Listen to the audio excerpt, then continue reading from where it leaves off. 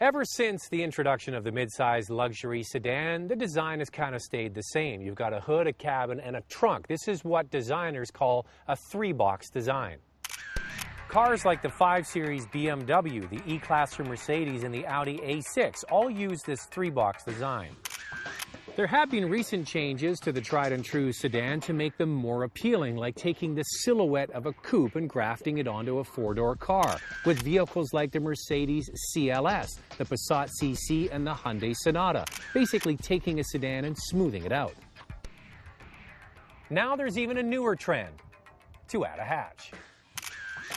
The BMW 550 GT and most notably the Porsche Panamera have turned the luxury sedan into something completely unique. Well, this is the all-new Audi A7, a car that's been able to combine all three. You've got a luxury sedan with a coupe silhouette and now a hatch that makes access to the back even easier. This Audi A7 is built off the same platform as the new Audi A6. It's kind of like getting a Porsche Panamera on the cheap. But don't be confused. The A7 and the Panamera have nothing in common. They don't share common architecture. The regular sedan is going to be fading away as people don't want to be limited by that traditional three-box design. This is the answer. The A7 has a very well hidden hatch in the design, but once open, it reveals a large space, only limited by the rake of the rear window. The back seats fold for more room and there is a ski bag for tidier transport. When closed, it's hard to tell there's a hatch at all.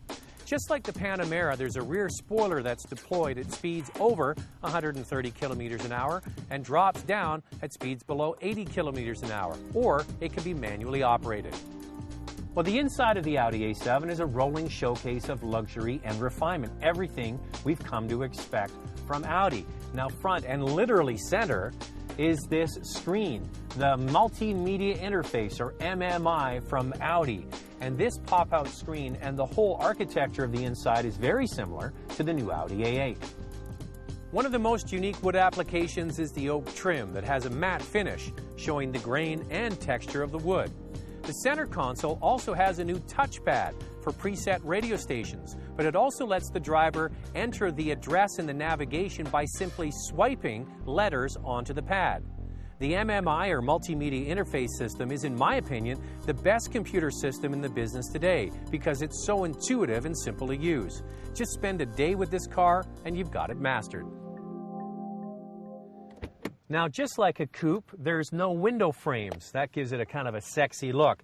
Now, backseat space, headroom definitely is at a bit of a premium. Legroom seems okay, but not nearly the ample space you get in a Porsche Panamera. That is absolutely massive in the back. But just like the Panamera, it's only a four-seater car. There's no seat in the back. So if you're somebody that takes extra kids to soccer practice, you don't want an Audi A7, you want an Audi Q7.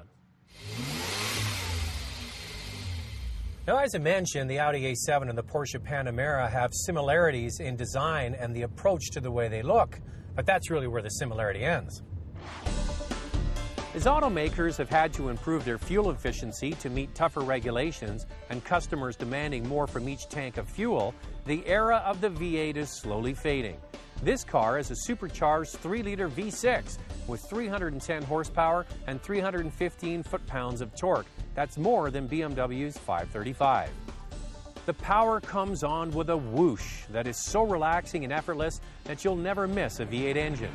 It pulls from lights with ease and is a brute on the highway. Really an amazing engine. How's this? 0 to 100 kilometers an hour in just 5.4 seconds. That's nice, but that's not all. Now, Audi also has an optional system called Drive Select. Literally just that. You can select the kind of drive that you want.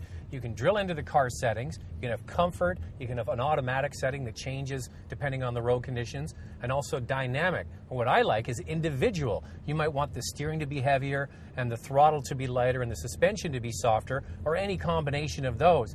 The only problem is when you get the steering into the dynamic or stiffer setting, it can feel a little bit artificial, almost like it's too heavy on purpose. But it is a cool system and worth the extra money. There's an optional package that provides added safety and convenience for things like blind spot warning, crash avoidance, and adaptive cruise control. This allows the car to creep in traffic without the driver going back and forth from the gas to the brake. You gotta admit, that's pretty handy. I've been saying it for quite a while. I believe the days of the traditional sedan are fading away. You just have to look at vehicles like the new BMW X1 that takes a BMW 3 Series and a crossover and mashes them together. It starts at just over $68,000, so it's a good-looking date and it's a cheaper date. That's a win-win.